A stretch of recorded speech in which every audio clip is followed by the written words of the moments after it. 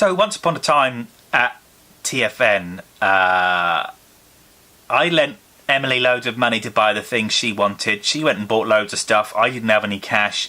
Sat there and went, wah, wah, wah, because I wanted to buy some toys. And she said, fine, let's go over to Kapow Toys and see what they've got. I said, let's have a Megatron. She went, you're joking, sunshine. But then I said, what about a Fans Toys Phoenix? And she looked at me and she said, really? And I said, yes. And she said, really? And I said, yes. And the reason for this is because I had talked about Phoenix many times, because it's very, very rare that I see a toy that I say to myself, I must have it. Especially these days. Money's not where it used to be. Got a house now, all that sort of stuff.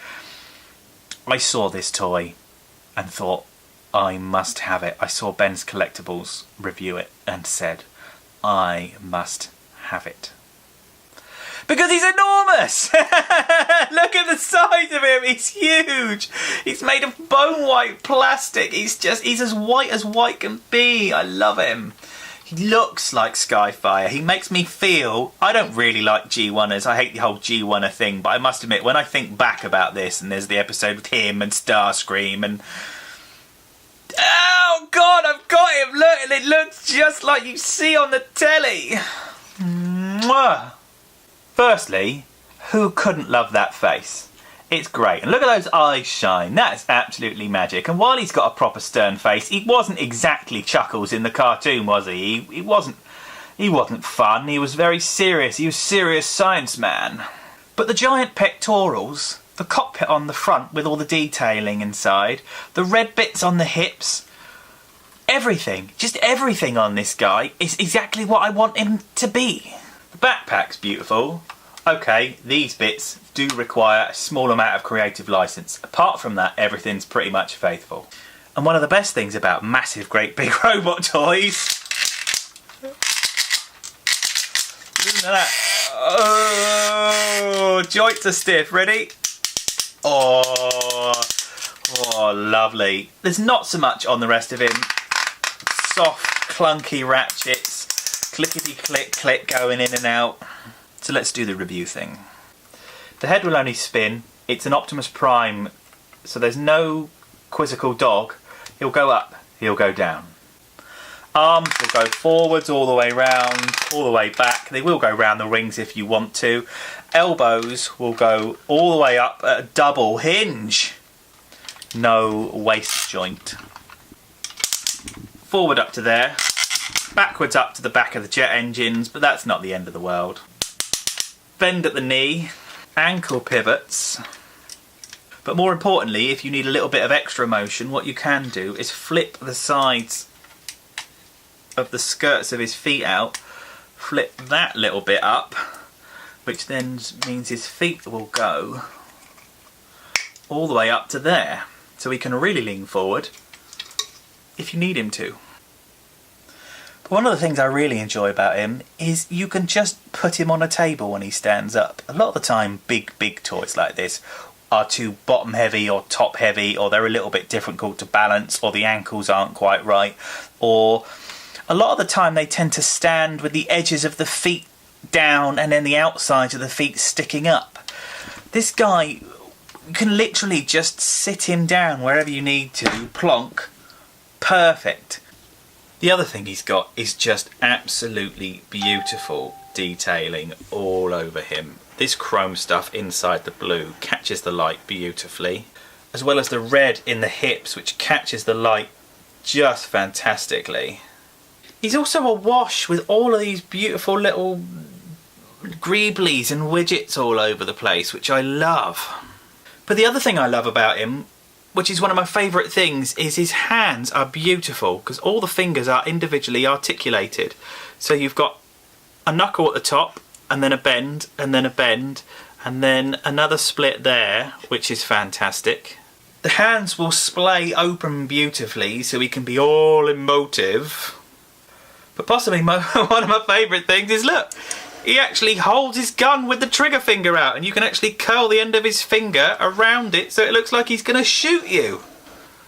His gun is also enormous. Now, I'm not sure whether this is accurate to what you saw in the cartoons. What I do know is that this gun is big and it looks nice and it has all of the detail that a man could possibly want. Plus this great big slot here fits in the hand beautifully, and for such a massive weapon he doesn't drop it. He also poses beautifully, which isn't quite so easy because he's so big it's difficult to get him in shot.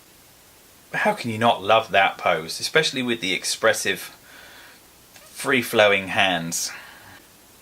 Just for a little idea of scale of how big he truly is, that is Make Torty's downbeat, which is masterpiece scale, and Phoenix is literally 2.5 times as tall.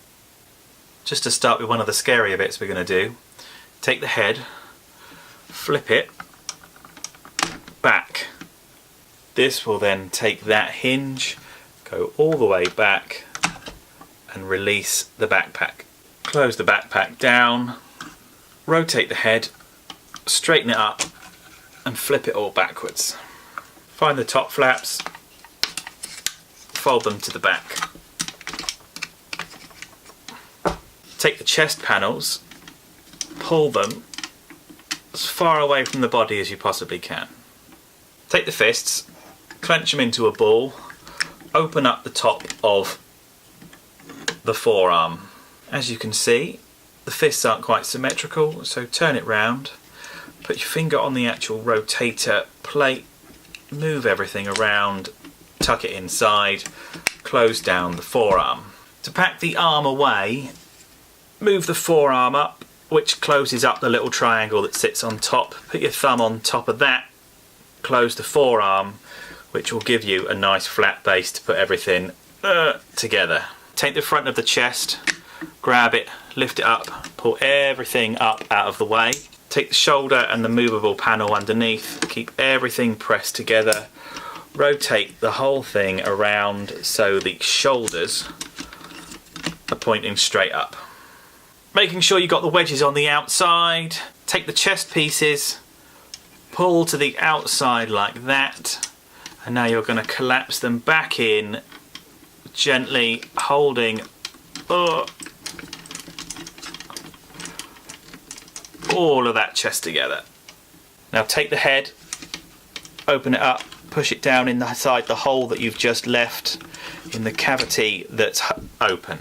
For this bit I've had to change angle because it gets big. Take the front, pop it apart, lift everything up. Inside here you will have a metal piece which you've got to try and get a hold of inside, which isn't quite so easy. Dig in with a sword. Oh, there we go. Grab the metal, pull it out, and pull it out again. Now with all of that tucked away, what you really want to do is get your thumb on the nubbin down here, pull that out, nose cone. So with all of that ready to rock and roll, what we need to do now is get in, compress the arms so they fit inside the shoulders, bring the front of the plane mode up, and on the other side of this there will be pegs, posts. Push those up in together like that and everything will click together beautifully. Push the back panel down. Now with everything pushed into those posts, what you're going to do is flip the top round and hold everything together all at once while you push the back in.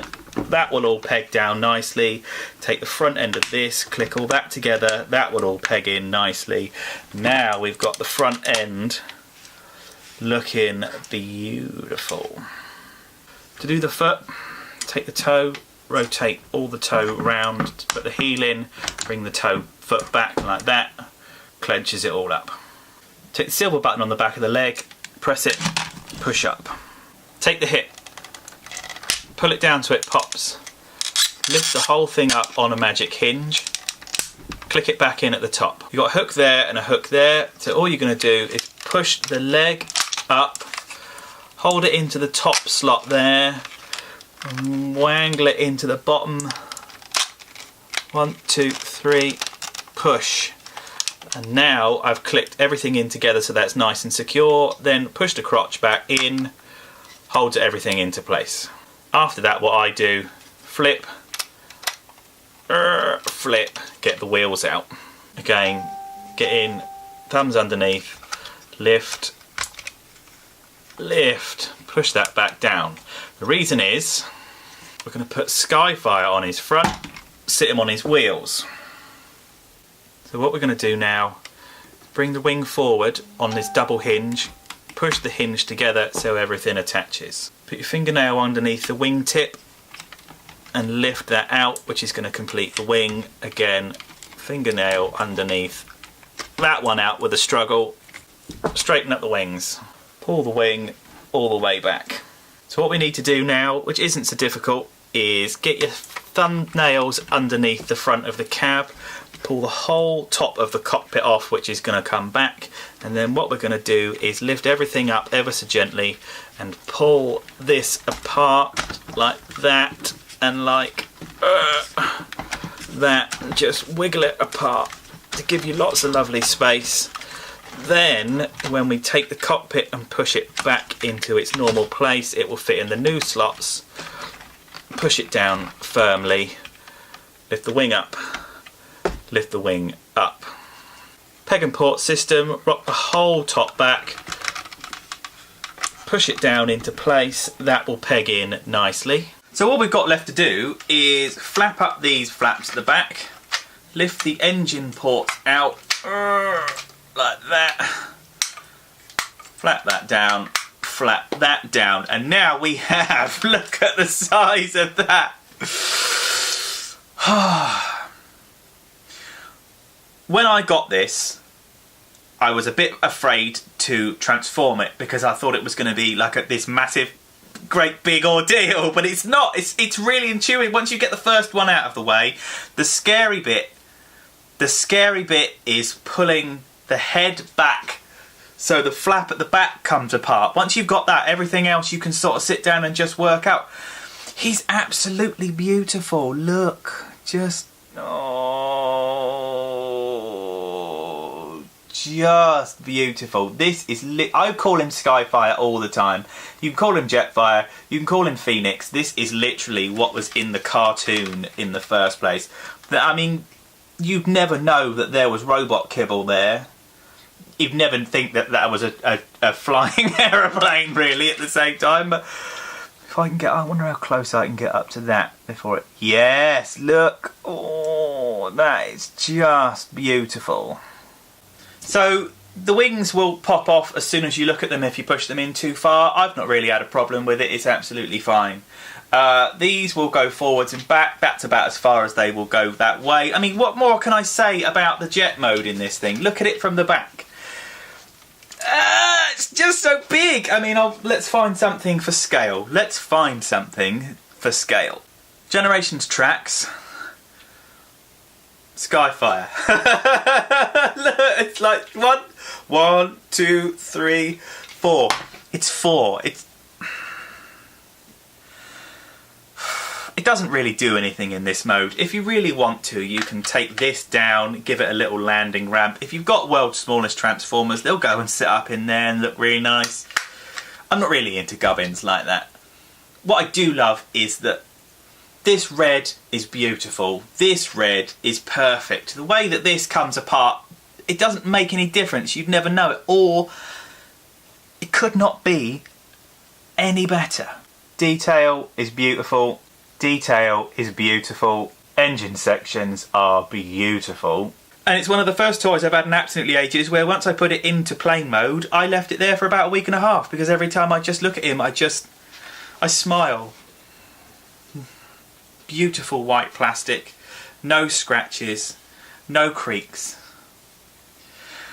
So yes, okay, he's really expensive, but it was worth every penny. I bought a few things that just aren't worth what I've paid for them, because after the initial kind of, oh well, I've got one, disappears, the thriller's gone. This thing will always be at the front of my collection. There are a few things that I've got that will always be in eyesight in the collection, and this is definitely one of them.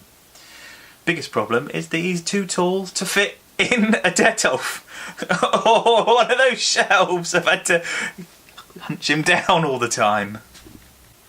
My name's been SMS number 1, and if you have something that you just feel that you absolutely need in your life with regards to your collecting, get one.